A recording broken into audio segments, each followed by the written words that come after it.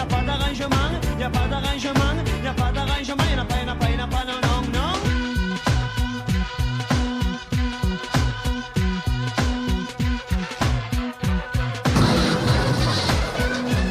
Et c'est ainsi qu'on est parti sur les routes. Les retraités qui ont rassemblé 900 personnes sur nos départements, ce sont 60 gilets rouges et gilets jaunes mobilisés ce matin à Pont-Clair, à Crolles et à Moiran pour informer les usagers de la route de la grève.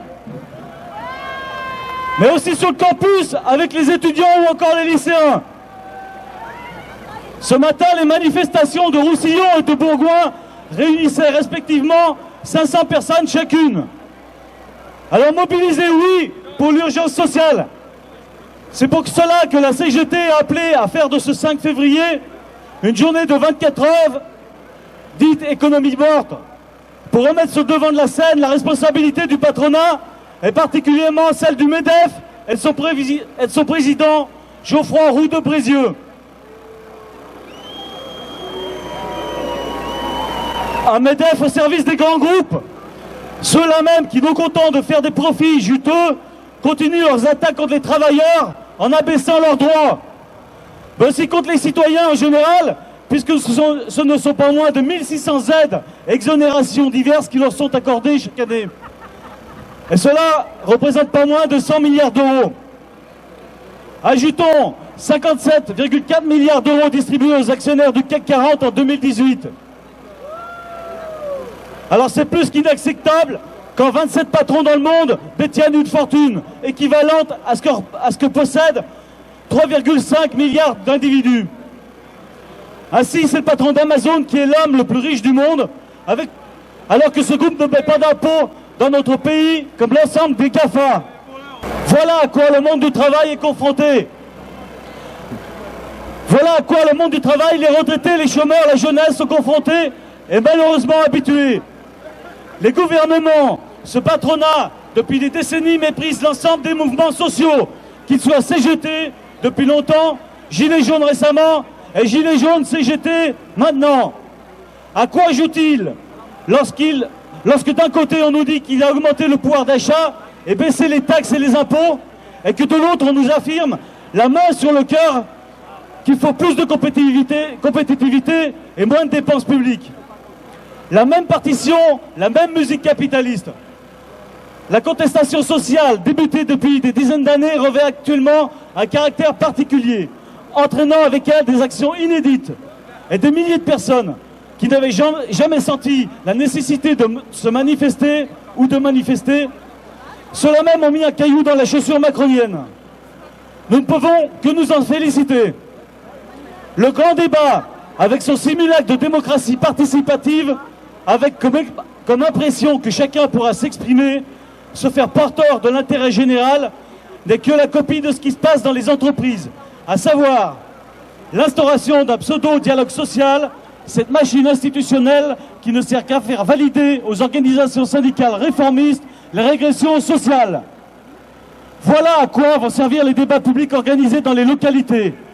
Ces débats sont cadrés par la lettre Macron, la lettre de Macron en français, et par le fait qu'il ne reviendra pas sur ce qu'il avait dit et écrit dans son programme présidentiel.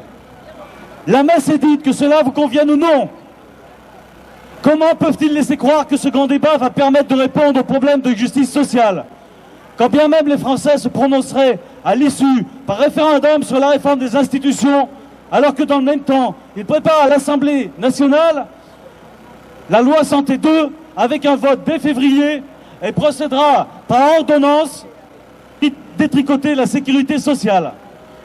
6 pages du Conseil national de la résistance pour construire notre système de solidarité et 6 pages pour le détruire. La CGT s'élève contre cette parodie de débat où d'un côté l'on discute et de l'autre on passe en force. Aussi plus que jamais, nous devons rester attentifs à notre sécurité sociale.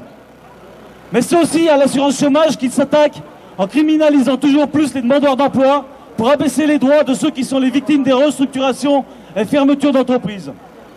Plus inquiétant encore, le vote ce jour par l'Assemblée nationale d'une loi Retailleau-Philippe, dite loi anti-casseurs, toujours plus sécuritaire et préfigurant le musellement de la contestation sociale. Ce n'est d'ailleurs pas pour rien qu'hier, le préfet du Rhône a modifié le parcours de la manifestation déposée par la CGT, interdisant ainsi l'accès au centre-ville. Et ce n'est pas pour rien que la sous-préfecture de la Tour du Pin a envoyé les forces de l'ordre déloger les salariés des cars Anne Fort en grève depuis jeudi dernier pour des augmentations de salaire. Cette résurgence de la loi anti-casseurs de 1970, de sinistre mémoire, est d'ailleurs abrogée en 1981, nous la combattons. Ce qui est sûr, c'est que le président des riches a décidé de satisfaire sa classe sociale au détriment de la nôtre. Moins de services publics, en finir avec le statut de fonctionnaire et tous les statuts, code du travail compris, avec l'hôpital public, les communes, les salaires issus du travail, avec l'ISF, et ça c'est fait, avec l'intérêt général et le bien commun. Il veut continuer d'appliquer les revendications patronales, moins de fonctionnaires et de services publics, moins de dettes qu'ils ont eux-mêmes créées, plus de privatisation, plus d'individualisme, moins d'impôts et de taxes, moins de normes. C'est le président des riches et des possédants.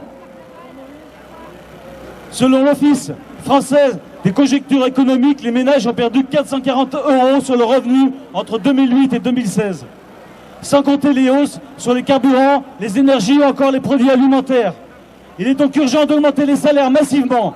Et pour commencement, le SMIC à 1 800 €, avec les cotisations sociales qui sont du salaire affecté à la sécurité sociale, aux retraites, à la famille, au chômage. Nous en avons besoin. Urgent aussi d'augmenter les pensions et les minima sociaux, car de l'argent il y en a, et dans les caisses du patronat.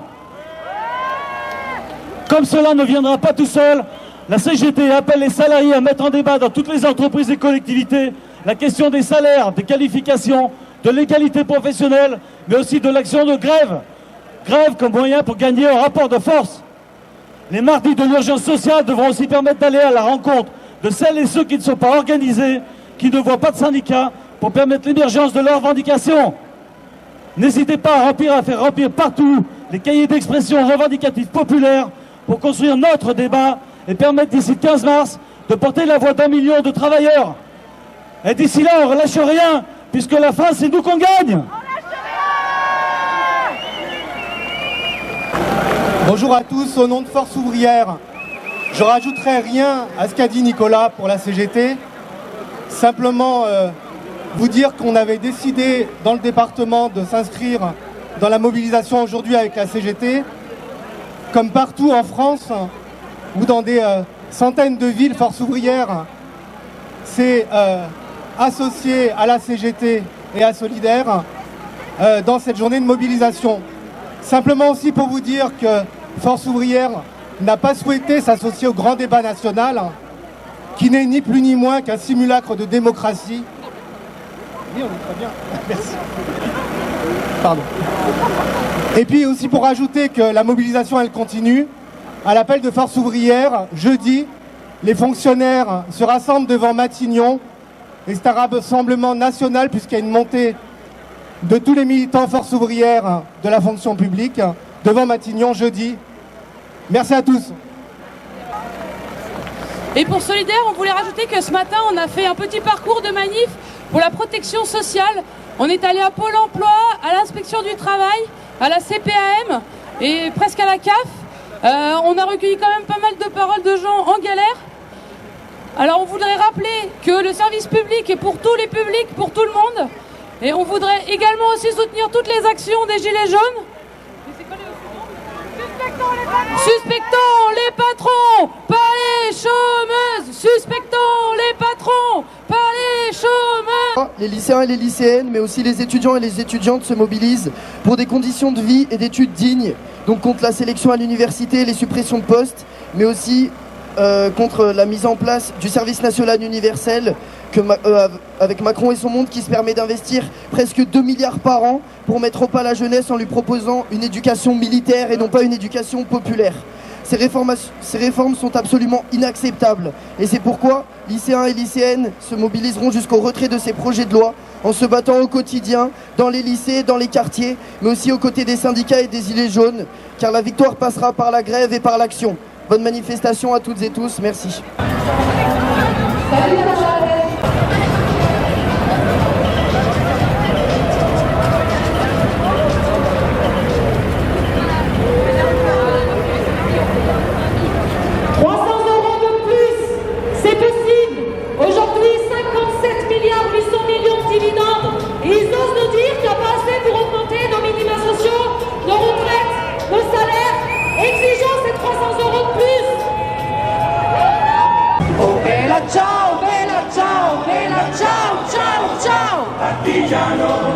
porta via che mi sento di morire.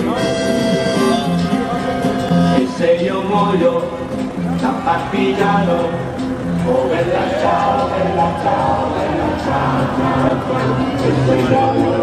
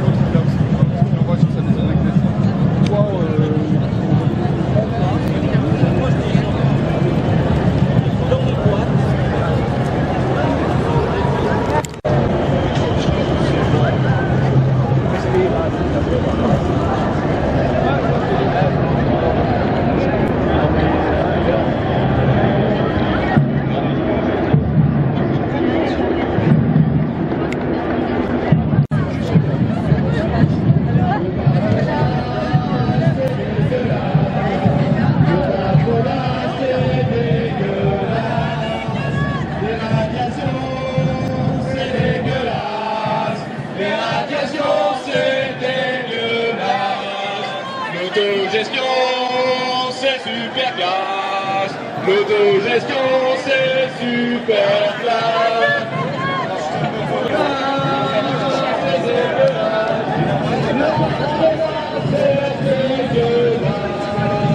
Les radiations, c'est dégueulasse. Les radiations, c'est dégueulasse.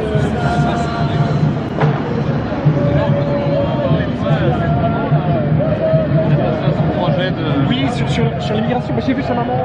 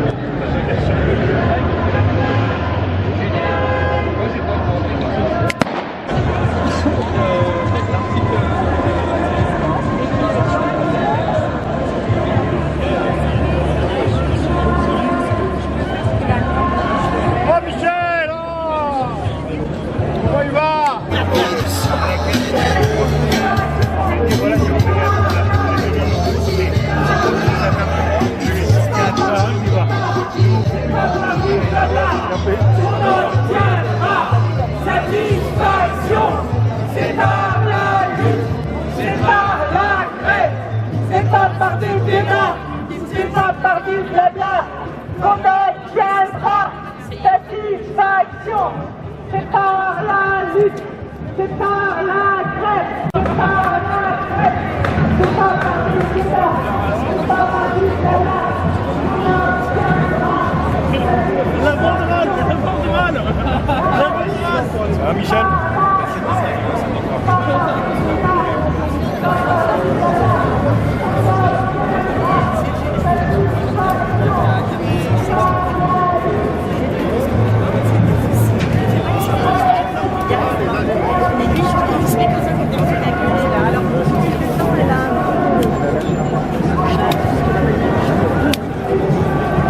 Ça va? Ça va et toi? Bah écoute.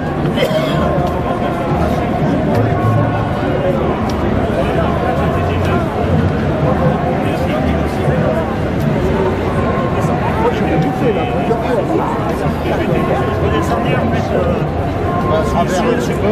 sous la part, c'est là,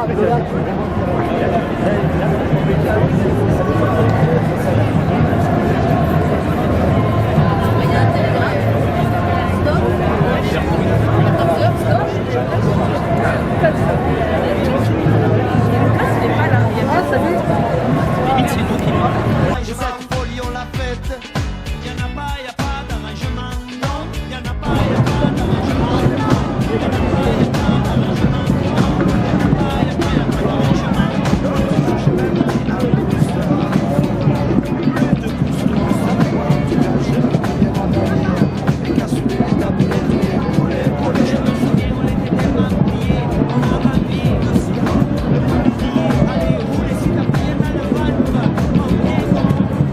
Venir de voir